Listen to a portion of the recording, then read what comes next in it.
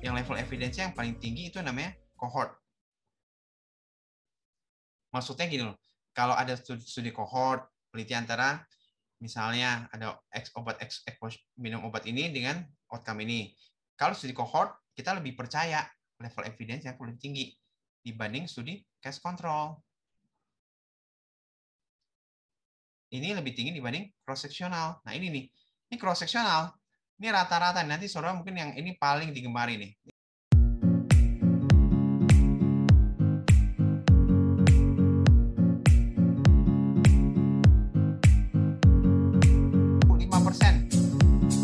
Orang yang positif, orang yang terekspos diikutin. Berapa lama untuk jadi outcome.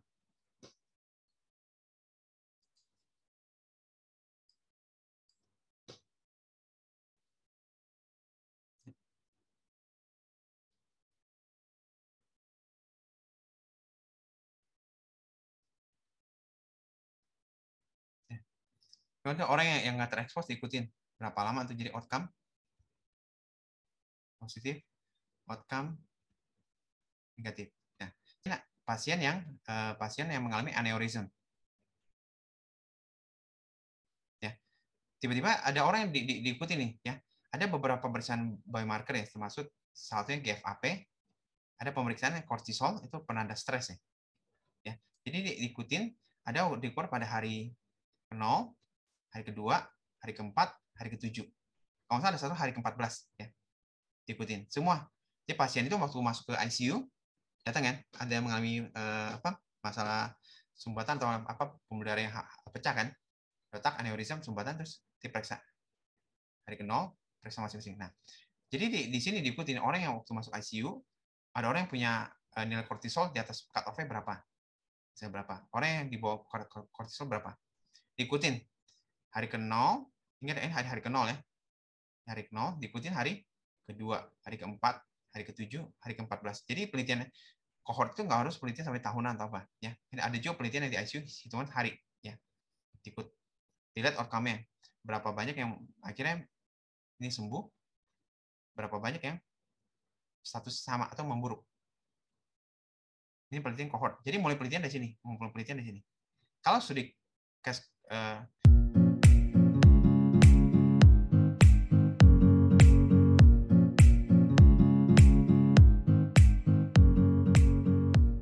control, kita ngumpulin penelitian dari sini nih. Outcome yang sakit, ya, orang merokok ya, dikumpulkan dari sini. Kita mulai penelitian di sini. Kita mulai ngumpulin kriteria inklusi eksklusi dari sini. Siapa yang jadi respon kita di sini. Kemudian kita telusuri masa lalunya.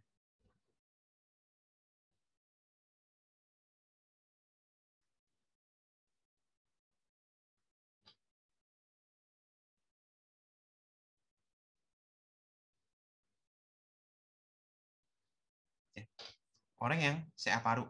Ya. Kemudian kita cari kontrol. Nah, cari kontrol itu biasa ini ada masalah dengan penelitian yang case control. Ini ada masalah dengan cari kontrolnya. Kira-kira siapa yang cocok jadi kontrolnya? Kita orang yang outcome-nya orang yang CA paru, kanker paru. Siapa yang cocok jadi kontrolnya? Orang yang non CA paru. Cari dari mana? Kira-kira. Ini anggap siapa? Kira-kira untuk cari kontrolnya siapa? Orang non CA paru, orang yang sehat. Betul, dari rumah sakit yang sama. Biasanya itu cari dari keluarga. Misalnya si yang sakit neneknya, ya kita cari kontrol dari keluarganya. Tapi biasanya ini mesti plus minus 5 tahun. Nggak boleh yang sakit CA paru nenek, kemudian kita bandingkan dengan cucunya. Kenapa nggak boleh? Ya beda lah. Ini orang 75 tahun, ini anak 15 tahun. Nggak apple to apple, ya kan? Sama seperti ini loh, ada orang yang vape kan, orang yang ngerokok vape, mereka soalnya masih ingat ya beritanya, orang vape itu mereka berlomba-lomba, anak muda yang merokok vape, mereka ngerokok sekarang ya, mereka anggap itu bukan sebagai sesuatu yang toksik dan nggak berbahaya, mereka langsung foto ronsen, di foto ronsen hasilnya paru-parunya bersih. Kenapa? Usia rata-rata masih di bawah 30 tahun, ngerokok sekarang yang nggak kelihatan. Nah, kalau mau VR-nya bandingkan dengan ini. Orang yang 75 tahun jawabannya orang 15 tahun ya. Biasanya ini plus 11 5 tahun, kemudian dibandingkan dengan gender yang sama, kaum wanita versus wanita. Tujuan kenapa? Untuk mengurangi bias ya. Ya. Jadi kalau penelitian itu mesti bandingin apple to apple ya. Orang yang kasih vaksin ya, dibanding orang yang nggak kasih vaksin, ya mesti bandingkan orang yang muda dengan orang muda. Nggak bisa kita membandingkan orang yang muda dikasih terapi ini, kemudian kita bandingkan dengan kelompok berbeda, kemudian akhirnya kita langsung mengambil kesimpulan. Contoh ya, misalnya saya mengambil kesimpulan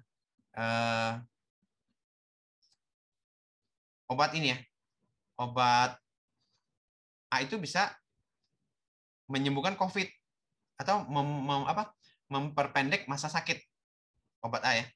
Kemudian saya bandingkan satu kelompok yang kasih obat A dibandingkan dengan kontrol, satu yang pakai obat B. Tapi respon obat A ini rata-rata anak usia 25 sampai 30 tahun. Yang satu saya bandingkan orang 60 tahun sampai 65 tahun. Hasil penelitian menunjukkan obat A itu lebih cepat menyembuhkan, masa sakitnya hanya 3 hari. Ini pada kelompok lansia itu masa sakitnya sampai 7 sampai 14 hari. Jadi kesimpulannya obat A lebih baik dengan obat B. Betul nggak? Betul jawabannya, tapi ini bias. Kenapa? Karena nggak membandingkan apple to apple, ya, membandingkan sesuatu yang berbeda, ya. Ini penelitian namanya case control. Mulai penelitian dari sini, ya, kita ngumpul dari kasus di sini dan kontrol. Kalau cohort, kita ngumpulin penelitian di sini. Kita mulai penelitian di sini, start di sini. Mengumpulkan kriteria inklusi ekstrim di orang yang terekspos, orang pakai cellphone, kita ikutin nih. Orang nggak pakai cellphone, kita ikutin, ya, sampai berapa lama. Nah, itu juga sama. Pembandingnya kalau bisa tuh apple to apple, ya. Plus minusnya nggak, biasanya tuh nggak boleh beda, ya, maksimal 10 tahun lah, ya. Kita nggak bisa membandingkan yang terlalu jauh bedanya, ya. Itu ya. Nah, terakhir ini cross sectional. Cross sectional itu melihat exposure.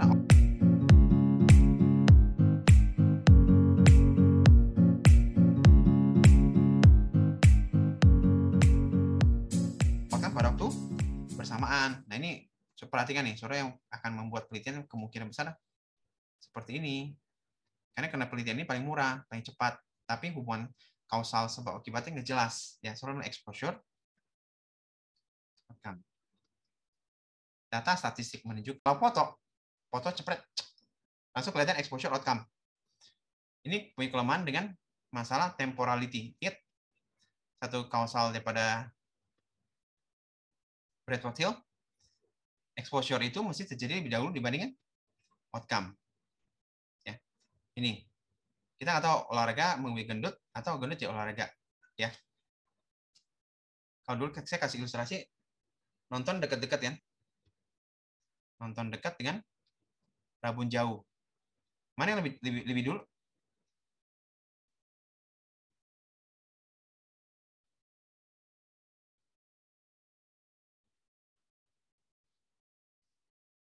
Kalau penelitian ini profesional, kita nggak sulit membedakan mana tumpuan temporality. Kenapa? Karena sifatnya cuma section, potong.